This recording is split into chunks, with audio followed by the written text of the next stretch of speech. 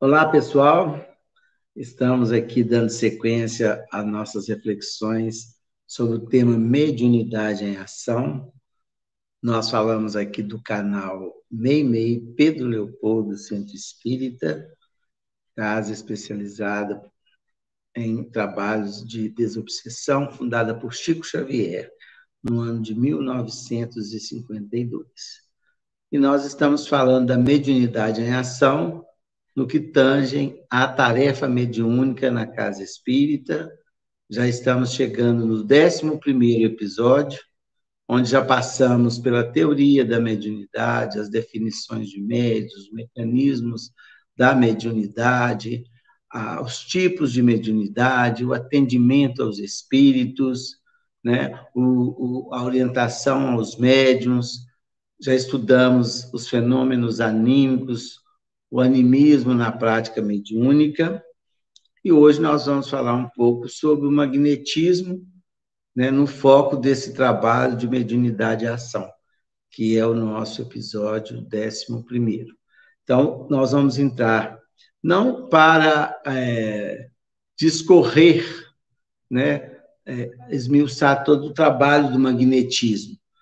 Depois, futuramente, a gente pode trabalhar um pouco com essa parte, que é a parte na Casa Espírita, que é o trabalho de partes ou fluidoterapia, né, que nós dedicamos em nossas casas espíritas. Mas é interessante a gente ver, né, da época de Kardec, os estudos que foram feitos em torno deste tema, que tem a proposta da ação curativa através do trabalho do magnetismo animal ou magnetismo humano. Então, a gente vai ver o que estudou, o que levantou essa hipótese e trabalhou os seus estudos em torno desse tema, que nós vamos ver aqui, o estudioso cientista Franz Mesmer, que nasceu em 1734, na Alemanha. Em 1759, ele ingressou na Universidade de Viena, onde entrou para o curso de medicina, né? Após 6 anos de estudo, ele conquista o doutorado sobre a questão da sua pesquisa, do seu trabalho. Ele traz para a gente uma dissertação sobre a égide de Newton. E nesse texto, ele trata da influência dos planetas sobre o corpo humano, né, e usou também, pela primeira vez, o conceito de fluido cósmico universal. E o primeiro tratamento por meio do magnetismo animal teve início, né, com uma paciente no ano de 1773. Foi uma parenta da sua esposa e que era também amiga da família de Mozart. E ela chamava Francisca Sterlina, uma senhora de 29 anos, bastante debilitada. Então, através desse tratamento, através dessa observação, que Mesmer iniciou seus estudos, os seus apontamentos em torno do magnetismo como instrumento de cura. E vamos ver que ele trabalhou com afinco nessa tarefa, né? Que ele, em 1778, ele foi para Paris, após os seus estudos e pesquisas, né, experiência, e começou a apresentar essas descobertas para os sábios e os médicos daquela capital da França, em Paris. E ele, depois de 3 anos, ele publicou o que viria a ser o maior tratado, né, histórico da ciência do magnetismo animal, que é intitulado Resumo Histórico de Fatos Relativos ao Magnetismo Animal. Então, ele, né, persistiu em seus estudos até que ele pudesse catalogar num tratado e apresentasse esse resumo histórico das suas experiências junto à capital da França, Paris, para os sábios e cientistas da época. E isso aí levantou a hipótese dessa possibilidade, o rei da França nomeou uma comissão de sábios da Academia de Ciências de Paris, né, que em 4 meses concluiu que as proposições do Mesmer não passavam de imaginação e autossugestão dos pacientes. Então, houve aí uma rejeição do corpo científico de Paris na época de 1784, né? E, além de tudo, eles ainda criaram uma desconfiança, né? Alertava até a polícia para o ambiente potencialmente perigoso das clínicas que Mesmer atuava ou que trabalhava. Então, ele não conseguiu o intento dele, em primeira instância, junto aos cientistas, através dos seus estudos. E ele desencarnou em 1815, aos 81 anos de idade, com toda a lucidez na Alemanha, não vendo os seus tratados serem reconhecidos cientificamente pela academia, o qual ele os apresentou. Então, a gente vê aqui que esse tratado de Mesmer é bem anterior, né, à codificação da doutrina espírita, do interesse de Kardec por esses assuntos e também das instruções que os espíritos passaram a trazer. Então, o Mesmer é um precursor desse tratado e dessas experiências junto ao magnetismo, que né, respeitado e respeitável até os dias atuais. Então, ele desencarna com essa certeza, mas deixou o seu legado, o seu estudo, a sua pesquisa, a sua experiência catalogada para que, em futuro bem próximo, né, à sua desencarnação, isso aí fosse reavaliado. Então, nós vamos ver aqui que em 1826, né, foi nomeada novamente, através de calorosos debates, uma nova comissão para a Academia de Ciências de Paris para analisar o magnetismo animal. Então, eles fizeram uma reabertura. Nós estamos falando aí 11 anos após o desencarne de Mesmer, né? Eles reabriram esse tratado, esses estudos. E o relator, né, anunciou que teria sido aprovado. Isso aí, 5 anos após de estudos, né, e também de pesquisas e experimentações que esses cientistas registraram. Mas, no entanto, o relatório não foi publicado, né? Depois de assinado, foi arquivado pela academia, mas é um documento em que se atesta a veracidade, a possibilidade, os resultados do tratamento através do magnetismo chamado animal, né, através do magnetismo que o homem poderia oferecer a um paciente enfermo.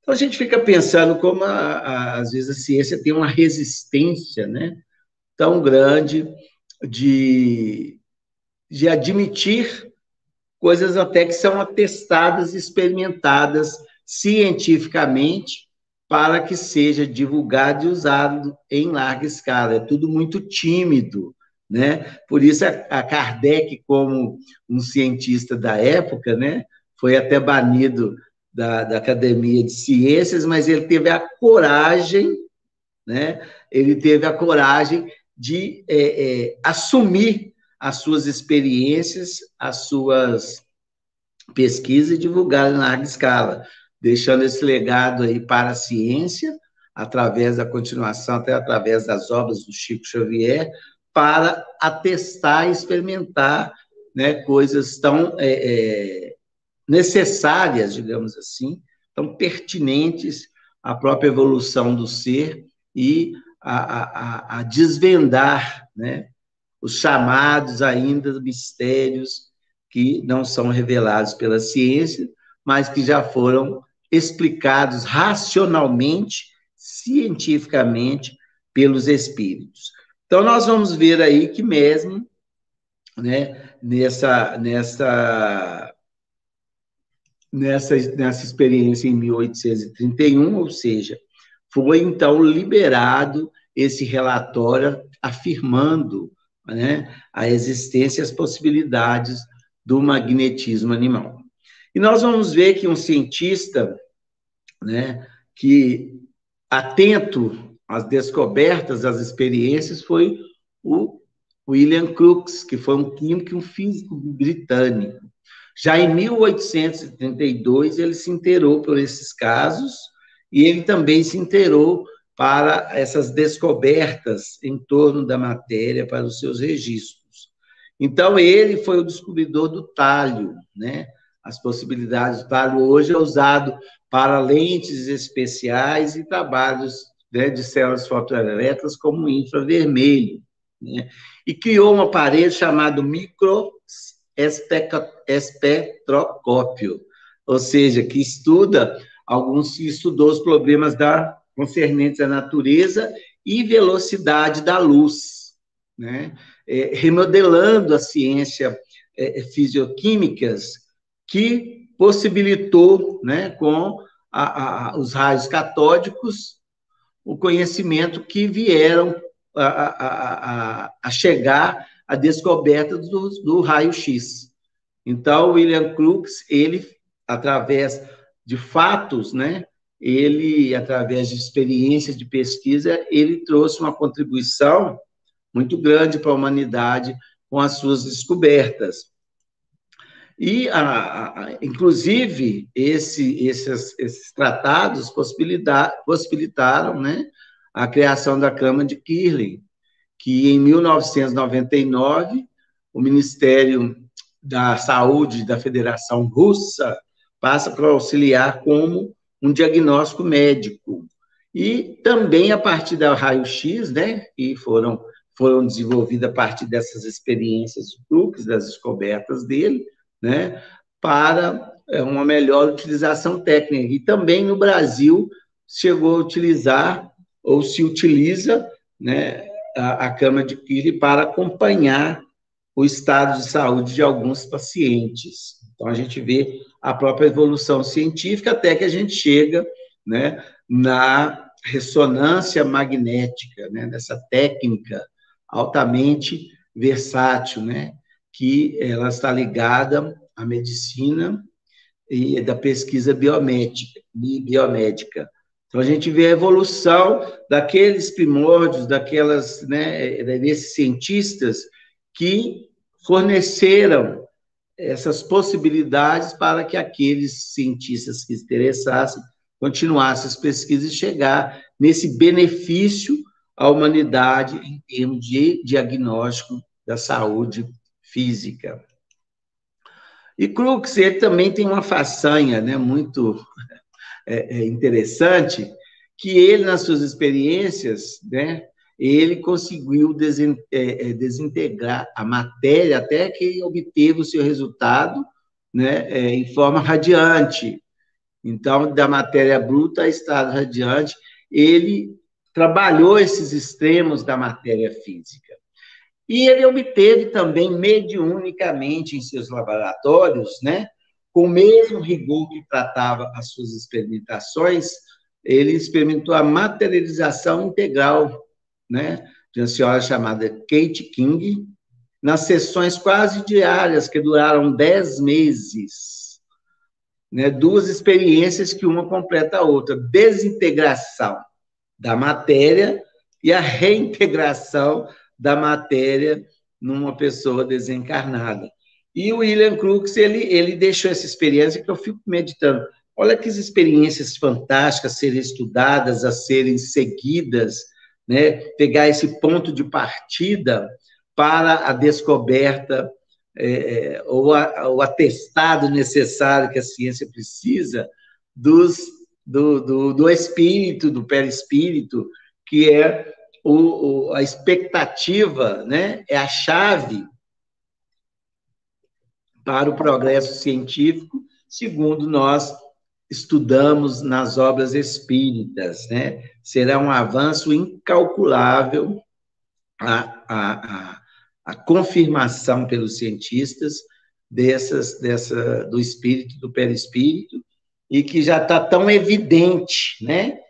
Ainda, eu sempre comento que eu acho que, quando falo em espiritualidade, quer falar mais num sentimento, não numa realidade, né? É isso que nós estamos precisando. Ela só vai se tornar realidade com a admissão da existência do espírito e do corpo perispiritual.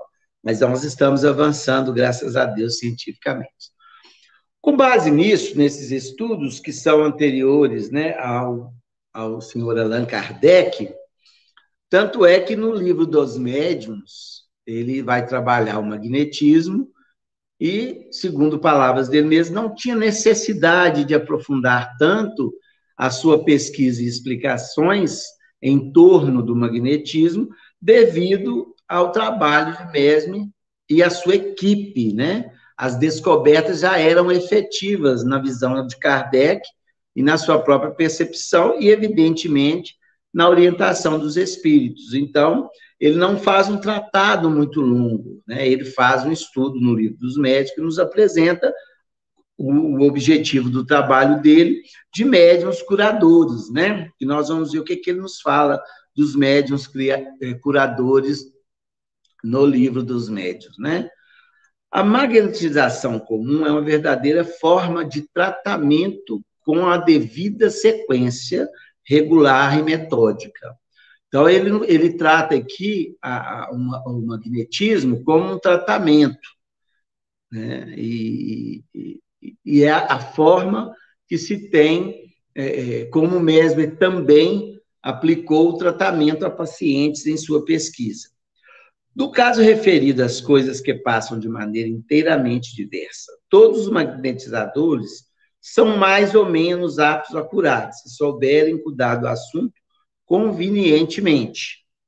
Mas entre os médiuns curadores, a faculdade é espontânea, e às vezes a possui sem jamais terem ouvido falar em magnetismo. A intervenção de uma potência oculta que caracteriza a mediunidade torna evidência em certas circunstâncias.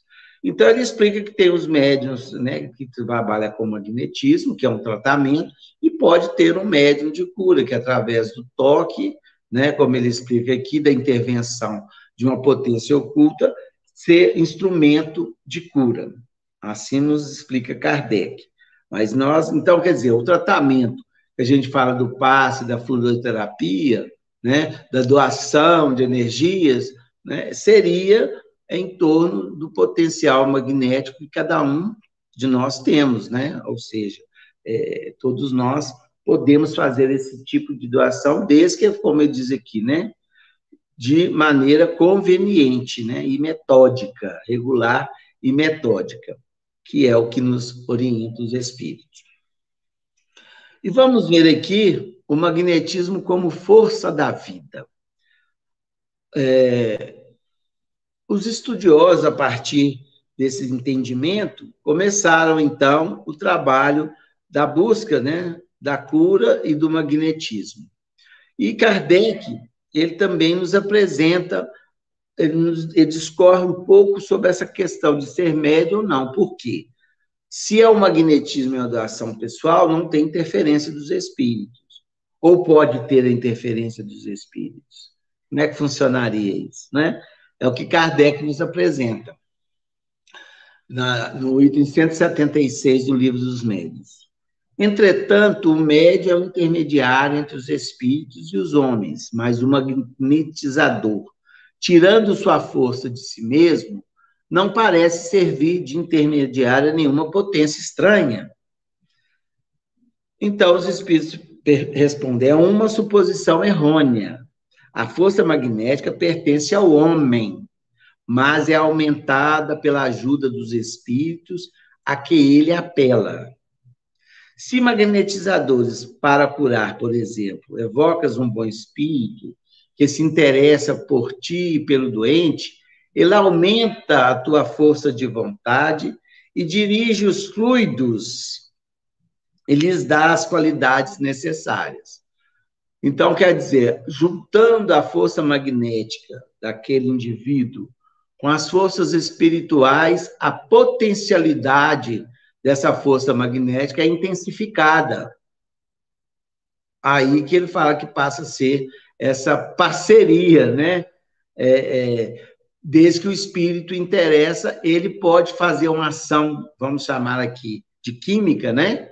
Que muda ou amplia as propriedades daquele fluido doado pelo médium em favor do paciente e intensificar o processo de alívio e de cura. Então, mas precisa o quê? Se ele apelar por algum espírito que interessa pelo trabalho dele e pelo paciente que irá receber essa assistência fraterna. É bem interessante, né, gente? Então, ele pergunta mais o seguinte: há, porém, excelentes magnetizadores que não acreditam nos espíritos. Então, eles respondem: pensas, então, que os espíritos só agem sobre o que creem neles? Os que magnetizam para o bem são auxiliados pelos espíritos bons. Da mesma maneira que pelo desejo do mal e pelas más intenções, chamará os maus. Então, o que ele fala aqui, os espíritos não trabalham não é pela crença, é pela possibilidade, né? Então, eles atuam naqueles que estão para o bem, em favor do bem. Os que estão em trabalho do mal vão agir da mesma forma com aqueles que estão ligados ao mal. Então, é um problema mental, é um problema de posicionamento e de ação, né? A minha ação vai dirigir para o bem ou para o mal, né? E aí eu vou criar as afinidades necessárias para o intento, né, que a gente busca. Então, aqui nós estamos falando do bem, né, gente? Nós vamos sintonizar com os bons espíritos para que ele amplie essas possibilidades, né? E depois ele tem a sua pergunta, né? O magnetizador que acreditasse na intervenção dos espíritos agiria com maior eficiência. Então, se acreditasse nessa possibilidade, os espíritos respondem a Kardec, né? Faria coisas que seriam consideradas milagres, né? Olha a fé em ação, né? Quer dizer, se ele acreditar, as possibilidades aumentam pela fé, porque altera o problema mental e o problema e a questão do sentimento. Então, aquela força magnética ela toma proporções, né, intensas, que aqui os Espíritos falam que nós consideraríamos milagres. Olha quanto a gente tem que intensificar e aumentar a fé, né? Bom, vamos mais agora falar sobre o Evangelho. O Evangelho nos traz, na simplicidade com que ele se apresenta tudo que nós buscamos. Kardec, no capítulo da Fé Transporta Montanhas, ele faz esse comentário também, né? Que é similar a esse do Livro dos Médiuns.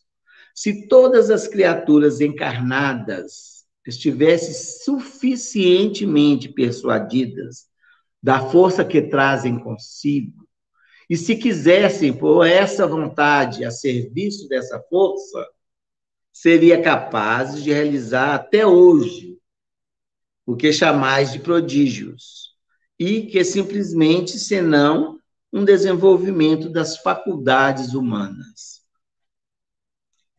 Aí é o poder da fé posta em ação, né? É o mesmo que ele traz para a gente, tecnicamente, no Livro dos Médiuns.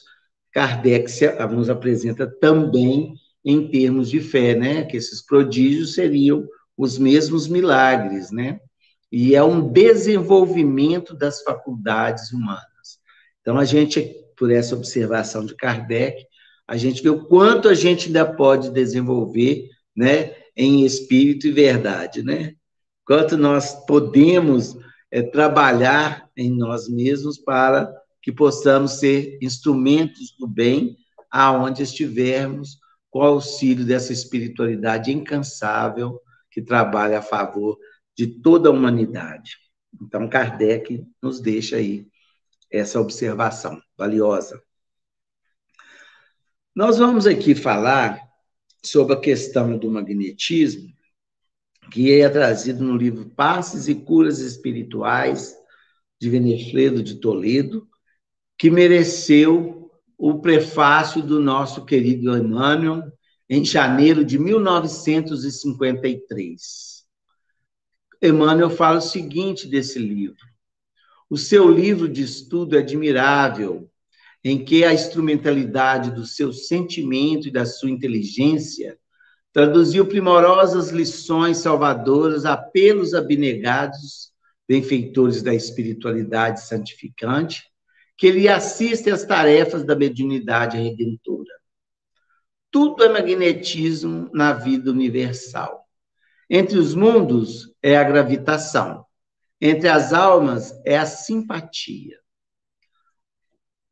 Então, nesse prefácio, a gente tem esse ensinamento, né? Emmanuel, ele faz uma comparação da força magnética que rege o universo, né? Que faz essa gravitação magnífica da criação de Deus, com perfeição e precisão, né?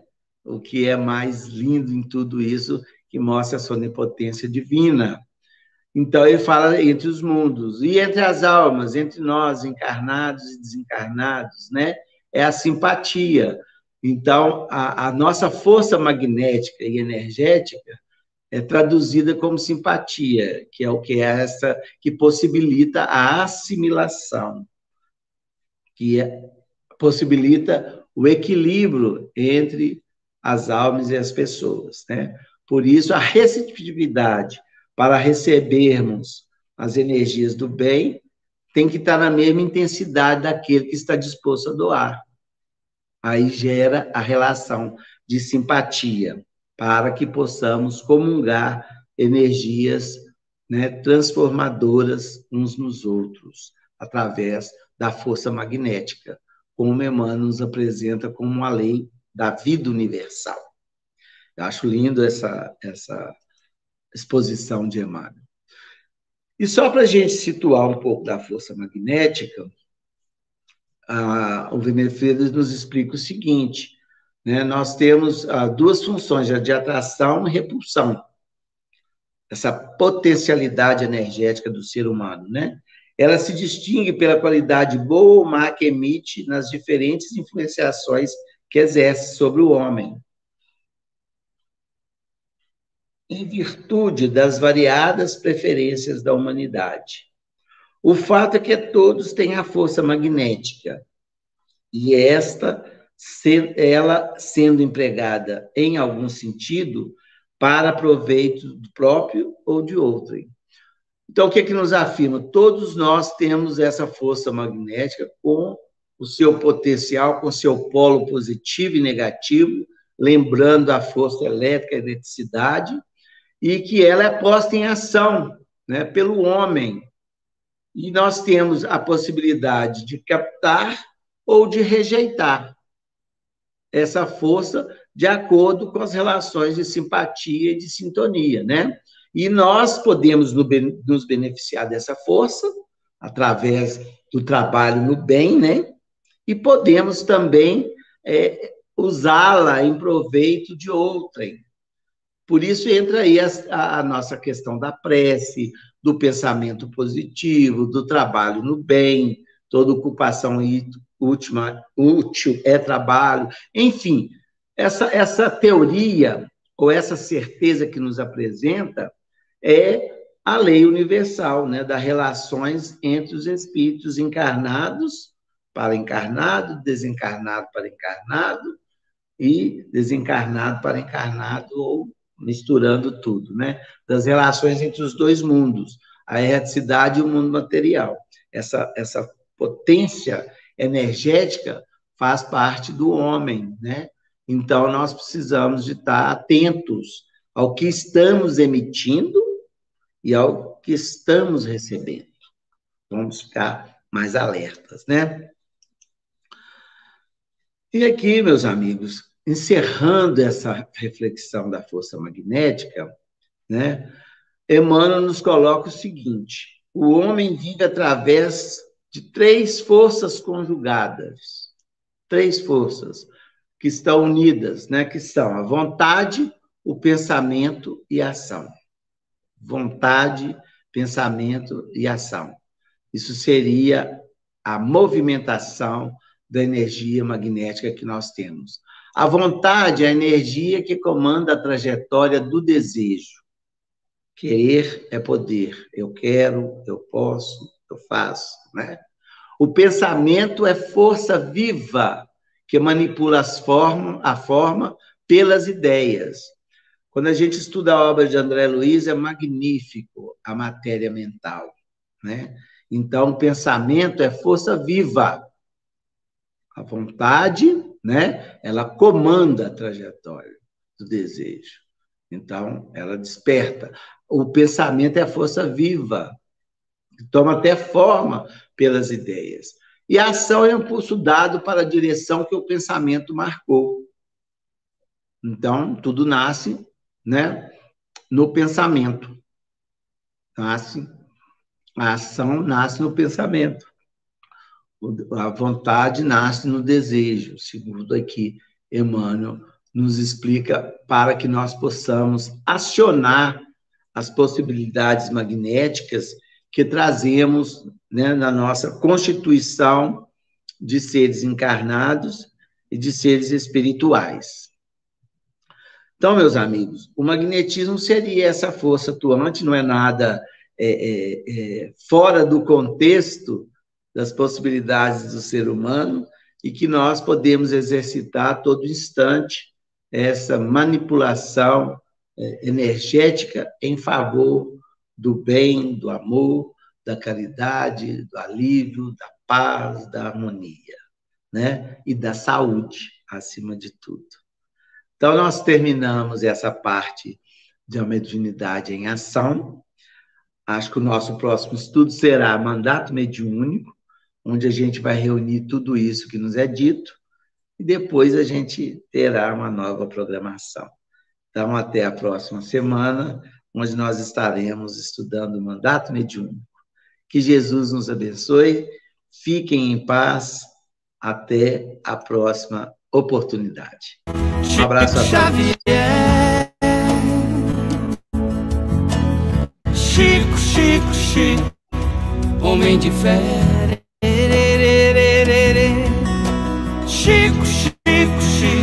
Chico Xavier.